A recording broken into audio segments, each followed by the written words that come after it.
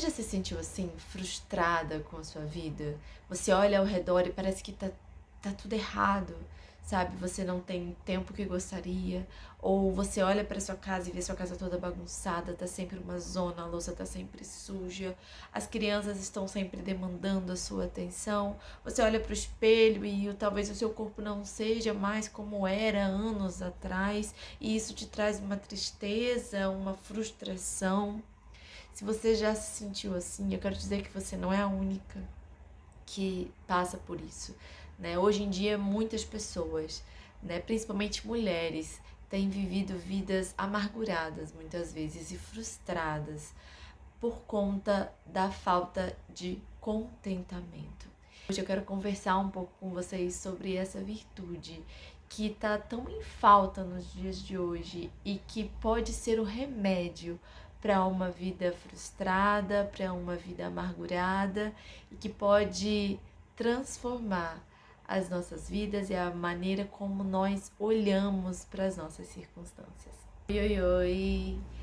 Quando eu tava fazendo o esboço do que eu ia falar com vocês hoje, eu elaborei uma espécie de ciclo que eu chamei de ciclo do descontentamento. Por quê? Porque são atitudes que nós tomamos no nosso dia a dia que vão fazendo com que nós fiquemos cada vez mais insatisfeitas, sabe? Cada vez mais frustradas com a nossa vida. Esse ciclo começa com a primeira parte, que é a comparação. A comparação, ela nos rouba a felicidade. Nós, hoje em dia, nos comparamos o tempo inteiro com as outras pessoas, sabe? Com as redes sociais, então, eu acho que essa questão da comparação foi ainda mais estendida, né? Porque agora a gente tá o tempo todo acompanhando vidas de pessoas, de desconhecidos, né? Que talvez em condições normais nós nunca teríamos contato. Então nós acompanhamos essas pessoas e acompanhamos as suas vidas aparentemente perfeitas. Por que eu digo aparentemente perfeitas? Porque são recortes da vida daquelas pessoas, né? A gente acompanha só aquilo que as pessoas querem mostrar. E aí, diante disso, nós olhamos para essas pessoas e então nós olhamos para a nossa vida. E aí a gente começa a ver um monte de poréns. Eu começo a ver que eu não tenho o corpo que aquela pessoa tem, mas ela já acabou de ter filho, né? E como que ela tem aquele corpo maravilhoso e eu que tenho filho há 10 anos ainda não perdi os meus 5 quilos, né? Aí você olha e vê que aquela fulana, ela tem filho, ela é magra e ela ainda consegue trabalhar fora de casa, né? E trabalha, é uma pessoa super bem sucedida. E você tá lá, né, lutando para tentar criar uma criança, dar conta de uma criança, de uma casa e de um marido, sabe? E aí a gente olha e começa a ver a partir daquela pessoa o que falta em nós, sabe? Eu começo a ver, olha, isso aqui ela tem, eu não tenho, né? E então eu começo a me sentir inferior, eu começo a me sentir menor que aquela pessoa. A segunda parte do nosso ciclo é a frustração. Eu me comparo e eu me sinto inferior, então agora eu me frustro. Eu olho para o meu redor e eu falo, minha vida é horrível. A minha vida não é boa, não é legal, né? Eu não tô me sentindo bem. Eu acho que eu deveria ser como aquela pessoa é, porque ela é feliz, olha a vida dela como é perfeita. Você olha para a sua realidade, a sua casa não é tão legal assim. Os seus filhos não são tão legais como o filho da fulana, que já fala inglês aos 2 anos de idade, ou que dorme a noite inteira com uma semana de vida, e a sua vida começa a ficar sem graça. A gente começa a atrelar a nossa felicidade ao que nos falta. Então, não, hoje não tá tão legal, mas quando eu tiver aquela casa, mas quando eu tiver aquele corpo, aí sim eu vou ser feliz. A terceira parte é a murmuração. Por que a murmuração? Porque no que você se frustra e a sua vida não muda automaticamente, porque, bom, aquele corpo que você deseja, ele não vai ser alcançado em uma semana, você então começa a murmurar, você começa a reclamar. Ah, porque a minha vida tá uma droga. Ah, porque olha esse corpo horroroso, olha isso aqui, eu não consigo emagrecer. A fulana emagreceu, eu não consigo emagrecer. Olha essa casa tá uma zona. A casa da fulana fica organizada o dia inteiro. Você começa a murmurar, a reclamar. A minha vida não é tão boa assim, sabe? Poxa, meu trabalho não é tão legal. Ou, poxa, eu não trabalho, que droga, minha vida, sabe? E você murmura e começa a reclamar, e a reclamar, e a reclamar. E essa reclamação, ela não te leva a lugar nenhum, pelo contrário, ela retroalimenta esse ciclo, porque no que você começa a reclamar, você se sente mal, e aí no que você se sente mal, você volta para as redes sociais para poder se sentir um pouco melhor, né? Ter uma dose de dopamina extra. E aí você acompanha novamente aquela pessoa que aparentemente te mostra a vida dela perfeita para você se comparar novamente, se frustrar e começar a murmurar. A solução bíblica para essa questão, para a questão da murmuração, da frustração, da falta de alegria que nós temos às vezes na nossa vida, diante das circunstâncias da nossa vida, se chama contentamento. Ser contente. E o que é ser contente, Dani? Ser contente é uma virtude que nos permite estarmos satisfeitos em qualquer situação da vida. Então, é quando eu começo a ser guiado pela certeza de que o Senhor conduz a minha vida e que Ele sabe o que é melhor para mim. E que as circunstâncias que estão ao meu redor não interferem mais na maneira como eu me sinto. Então, o contentamento é isso. É essa virtude de ser pleno em Deus, de estar plenamente satisfeito com o que nós temos hoje, porque a minha satisfação não depende das minhas circunstâncias. Lá em Filipenses 4, de 10 a 14, Paulo vai falar sobre isso, né? Paulo foi quem falou mais sobre contentamento na Bíblia. E ele vai falar isso, que ele aprendeu a ser contente em qualquer circunstância, né? Ele aprendeu a passar fome, mas a também comer, a ter comida, a passar necessidade, mas também ter abundância de bens. E aí ele termina dizendo: eu tudo posso naquele que me fortalece. Paulo aprendeu, porque sim, o contentamento ele é aprendido, ele aprendeu a ser satisfeito em qualquer circunstância. E às vezes a gente pega esse trecho de Paulo e fala: eu tudo posso naquele que me fortalece. A gente acha que a gente só pode passar por coisas boas, né? Mas na realidade, quando Paulo escreveu isso, ele estava preso.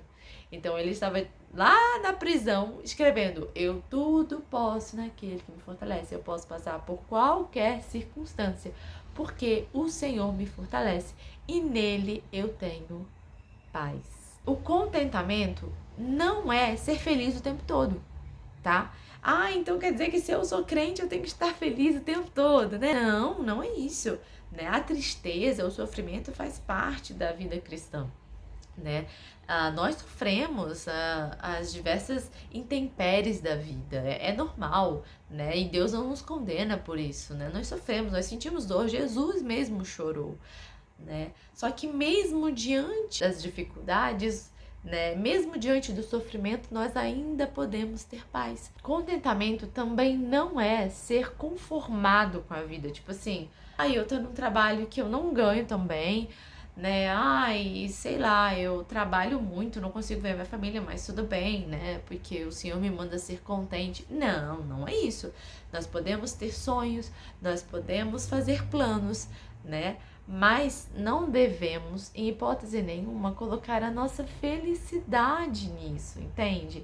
O grande problema é quando nós colocamos a nossa alegria nestas coisas. Eu só vou ser feliz quando eu for promovido. Eu só vou ser feliz quando eu tiver a casa própria. E aí eu vivo, enquanto eu não consigo isso, eu fico aqui, triste, frustrado, murmurando, Por quê? Porque eu não consegui, eu ainda não aprendi a ser contente no Senhor. Eu posso sonhar em ter a casa própria, eu posso sonhar em fazer uma faculdade, eu posso sonhar em ter um trabalho legal, mas a minha alegria e o meu contentamento não estão nisso. Mesmo que eu não tenha essas coisas, eu ainda sou satisfeito no Senhor, eu ainda sou contente no Senhor. E se você chegou até aqui neste vídeo, agora eu vou passar as dicas de como que nós podemos exercer esse músculozinho chamado contentamento, né? Porque assim como Paulo falou na Bíblia, contentamento ele é aprendido, então a gente precisa aprender a ser contente. Então a primeira dica que eu vou dar é exercite a gratidão. Nós precisamos exercer constantemente a gratidão no nosso coração. Porque a gente se acostuma muito fácil com as bênçãos de Deus, sabe?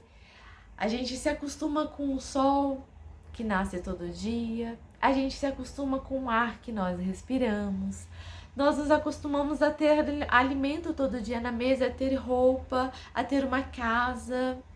Então, a minha dica é: pratique a gratidão. Ore mais vezes ao Senhor, agradecendo. Faça orações de agradecimento ao Senhor com mais frequência, sabe? Senhor, e vai nomeando, ó, eu te agradeço por isso, por isso, por isso, por isso. E aí você vai começar a tirar o foco daquilo que você não tem para aquilo que você tem.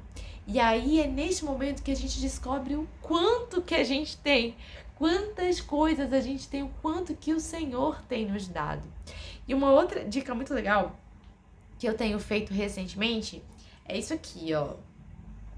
É bem simplesinho, mas é um potinho que é um potinho da gratidão.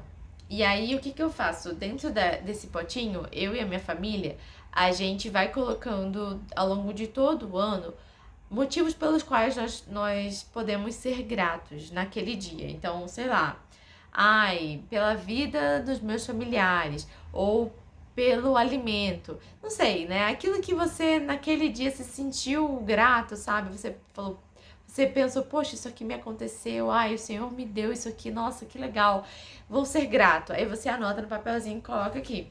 E aí você vai ao longo de todo o ano anotando, né? Fazendo essas anotações e fazendo esse exercício, né? De ser grato pelas coisas da vida, né? Aqui em casa a gente abre esse potinho no Dia de Ações de Graça, que aí nós fazemos uma refeição, né? Em família.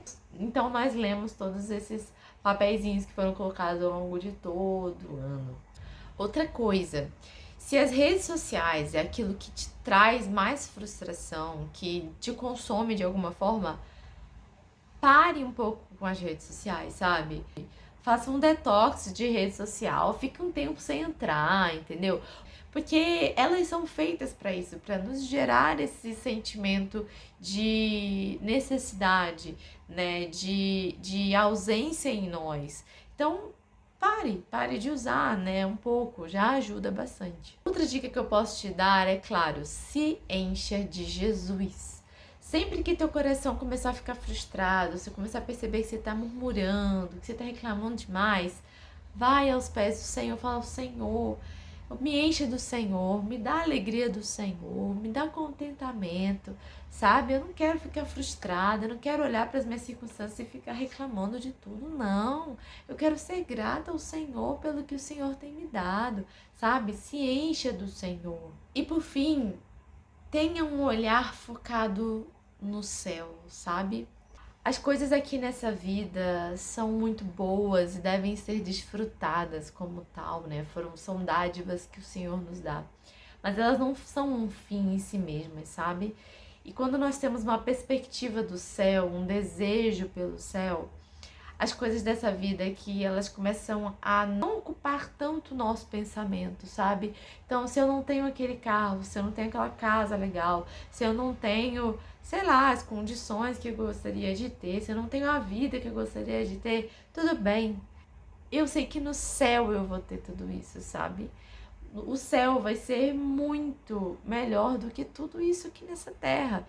Então, focar na eternidade, ter uma mente, um coração voltado para a eternidade, que deseja a eternidade, é o melhor remédio para lutar contra toda a murmuração. E é isso, pessoal. Eu espero que vocês tenham gostado. Não se esqueçam de se inscrever, de curtir, de compartilhar com alguém que precisa ouvir essa mensagem. É isso, pessoal. Tchau, tchau e até a próxima.